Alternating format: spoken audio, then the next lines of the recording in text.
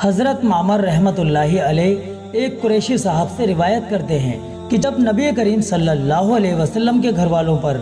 خرچ کی کچھ تنگی ہوتی تو آپ صلی اللہ علیہ وسلم ان کو نماز کا حکم فرماتے اور پھر یہ آیت تلاوت فرماتے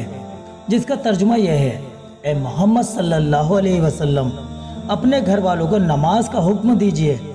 اور خود بھی نماز کے پابند رہیے۔ ہم آپ سے روزی کموانا نہیں چاہتے، روزی تو ہم آپ کو دیں گے اور بہتر انجام تو پرہیزگاری کا ہی ہے۔ اس روایت سے معلوم ہوتا ہے کہ گھر میں رزق کی تنگی اکثر نماز کو قضا کرنے کی وجہ سے آتی ہے۔